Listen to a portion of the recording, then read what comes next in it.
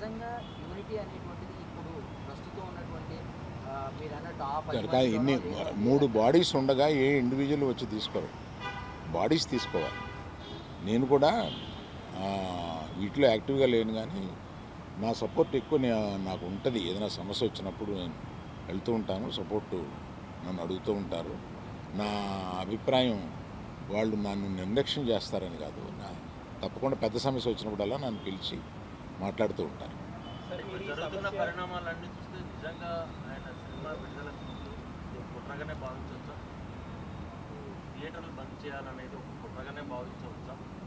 లేదండి, అది నేను కొంతమందితో మాట్లాడితే ఇది తాత్కాలికం. మేము టెంపరీగా అనుకున్నదే తప్ప ప్రత్యేకంగా ఆయన సినిమా మీద మేము వ్యతిరేకతతోటి అన్నది కాదు అని అంటారు. కానీ అనేటప్పుడు ఆలోచించుకోవాలి, ఆ సినిమా ఉంది కదా. మీ అవగాహన మేరకు ఉన్న 1600 థియేటర్లో ఎన్ని లీజుల్లో ఉన్నాయండి? సరైన లెక్క నా దగ్గర లేదండి. మెజారిటీ లేవు, మెజారిటీ లేవండి. మెజారిటీ ఇండివిజువల్స్ దగ్గరే ఉన్నాయి. ఇది చాలామంది అనుకుంటారు.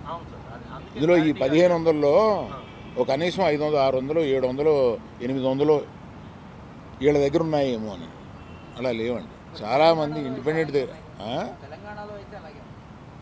తెలంగాణలో మల్టీప్లెక్స్లు ఉన్నాయండి. మల్టీప్లెక్స్లు అన్నీ కలిపి ఓ 3 కంపెనీల దగ్గర 4 కంపెనీల దగ్గర ఉంటాయి. మిగతా ఇండిపెండెంట్ థియేటర్లు కొంతమంది గ్రూప్స్ దగ్గర ఉన్నాయి. అది కాకుండా ఇండిపెండెంట్గా థియేటర్స్ బోల్డ్ ఉన్నాయి. గుత్తాధిపత్యం లేదు అనేది కాదండి. మీరు దయచేసి తిప్పి అడగండి.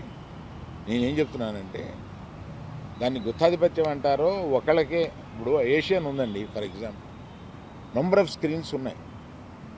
They are partnership, ownership, lease, వీటిల్లో నంబర్ ఆఫ్ మల్టీప్లెక్సెస్ ఉన్నాయి. దాన్ని ఏమంటాం?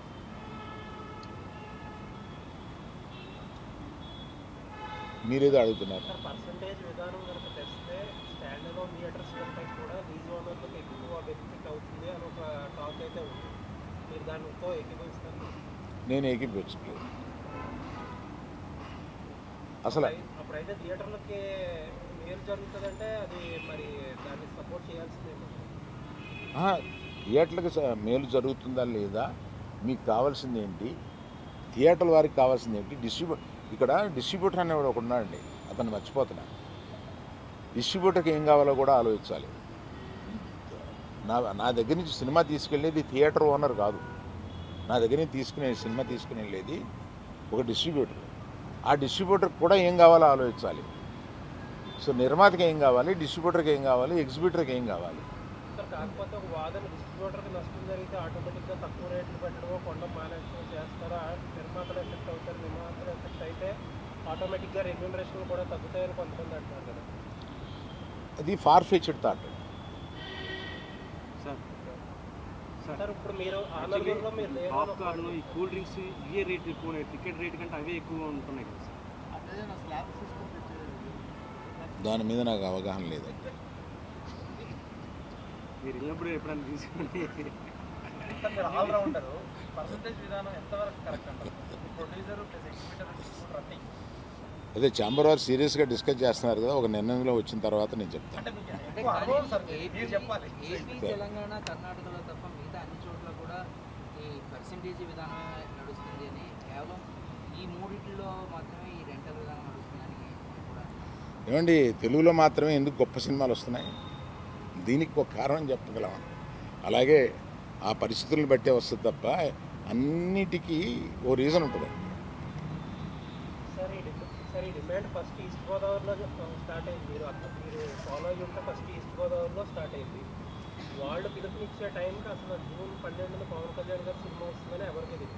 అప్పటికి అనౌన్స్ కూడా చేయాలి. వాళ్ళు ఏదో పోస్ట్పోన్ అయింది, ఏదో జరిగింది. సో అసలు ఇలాంటి ఉద్దేశమే లేదు హరిహర వీరమల్లుని ఇబ్బంది పెట్టే ఉద్దేశం. కాకపోతే ఈ పర్సంటేజ్ విధానం, ఈ థియేటర్ స్ట్రైక్ని వ్యతిరేకించే వాళ్ళు తీసుకొచ్చి పవన్ కళ్యాణ్ గారు సినిమా ఇందులోకి లాగారు. సో దట్ ఏంటంటే పవన్ కళ్యాణ్ గారు అంటే భయపడి అతని పార్టీ తప్పుతుందని చెప్పి అంటారు. ఏమండి, ఒకవేళ స్ట్రైక్ చేయాలనుకుంటే తర్వాత ఇంకొకసారి అయినా చేస్తారు. పవన్ కళ్యాణ్ గారి సినిమా గురించి వెనక్కి వెళ్ళిపోయిన వాళ్ళు ఇది మూసేయాలనుకున్నప్పుడు ఇంకోసారి కూడా వెళ్ళి మూయొచ్చుగా. మూస్తారు. కానీ ఈ సమస్యను డిస్కస్ చేయకుండా ఏకపక్షంగా అలా అనడం అనేదానికి నేను వ్యతిరేకం. అందుకని నేను ఆ మీటింగ్కి వెళ్ళాలి. సార్ మీరు ఇప్పుడు థియేటర్స్ మీద మీకుండే సింపతి మీకు ఉంది, మీరు ఇప్పుడే చెప్పారు. బట్ జెన్యున్ కాజ్లో సఫర్ అయ్యే వాళ్ళు కూడా ఉన్నారు ఇక్కడ. మొత్తం అదంతా సైడ్ ట్రాక్ అయిపోయి ఇప్పుడు మొత్తం పవన్ కళ్యాణ్ గారి చుట్టూరు, హైదరాబాద్ వేరుమూల చుట్టూరు తిరుగుతుంది. ఆ ఇష్యూ లేకపోతే మీరు బయటకు వచ్చేవారు కాదు. దీన్ని ఎలా చూడొచ్చు అంటారు చెప్పండి. మీరు చెప్పిన దాంట్లో ప్రశ్న ఏమి లేదు, ఎలా చూడొచ్చు? అంటే ఇప్పుడు ఇష్యూ అంతా అసలు రియల్ ఇష్యూ అంతా సైడ్ ట్రాక్ అయిపోయింది, ఎవరో దాని గురించి మాట్లాడట్లేదు. ఇప్పుడు మొత్తం మాట్లాడేదంతా హరిహర. అది మీ అభిప్రాయం అయితే ఇక్కడికి వచ్చి చెప్పండి. సార్ ఆనంద్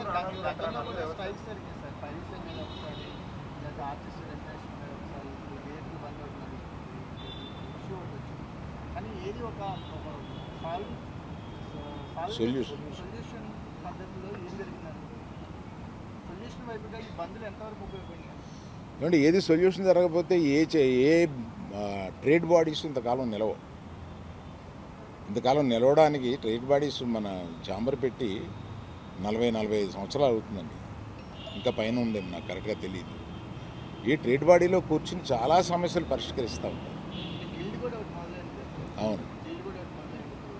అది కూడా ప్రొడ్యూసర్స్ మేలు జరిగేది. అవును. ఇప్పుడు ప్రస్తుతం గిల్డ్ వల్ల ప్రొడ్యూసర్స్కి ఎక్కువ మేలు జరుగుతుంది అని నేను అనుకుంటున్నాను.